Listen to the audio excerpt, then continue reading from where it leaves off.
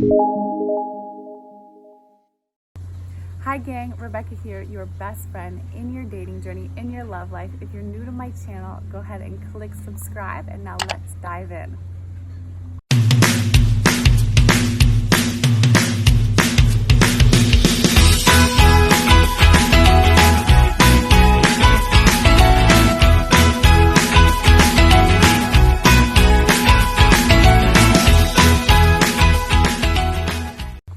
Okay gang, so I want to share with you why I got into this work, because I get asked that question a lot when I go on podcasts or interviews. They're always like, why did you get into this work? I realized I've never done a video on it. So I got into this work, I got into supporting women in dating and relationships because I, Rebecca, sucked and sometimes still suck at them, right? Literally, you guys, I was so bad.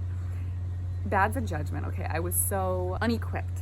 Like, my way of handling my feelings was not handling them at all, or pretending like the other person just did something wrong and I would cut them out of my life because I did not have the skills or the practice to check in with how I was feeling and to then express it, which is really important in relationship. It's really important to have that skill set to be able to do that.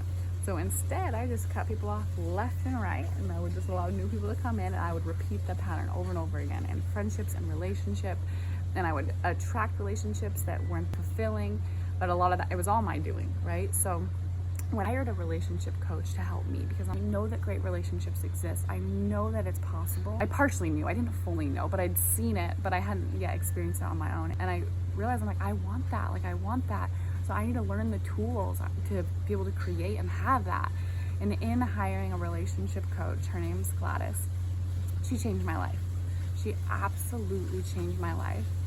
And in that process, I realized, I'm like, oh my gosh, I want to do this for other women. I want to help. I want to also give these tools to allow women to be able to go out and create amazing, loving, flourishing relationships.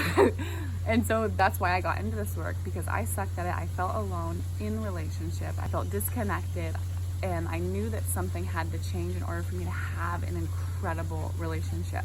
So I learned those tools, right, which is now like a treasure box that I get to pull from, and that allows me to create what I can create now when I didn't have those tools before. I wasn't taught them, and I think a lot of people actually aren't, and I think this is stuff we should learn in elementary school, right? But we don't, and that's okay. So then we get to learn it as adults.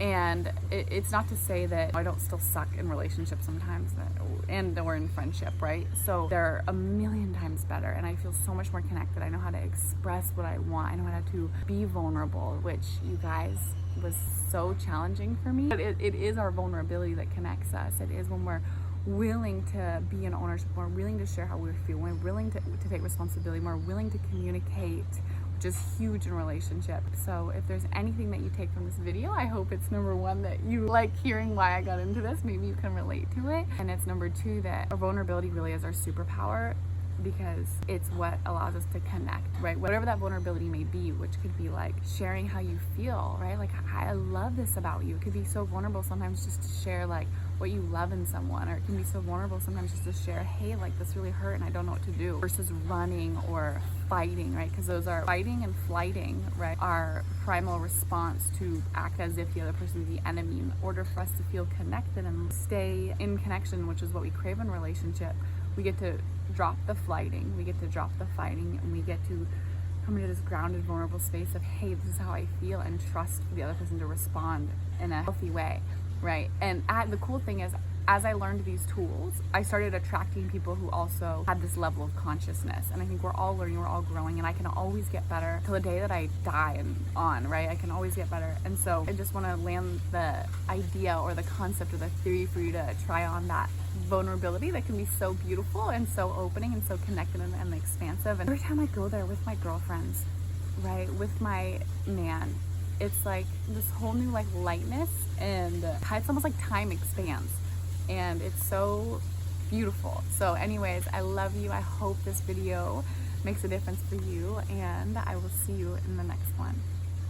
P.S. girlfriend, if you have not already downloaded my free PDF on the 3 biggest mistakes that I see single good-hearted women make and how to avoid those mistakes so that you can attract You are an amazing man. Then go ahead and click the link below. It's free, it's all yours, and I hope that it makes a difference for you.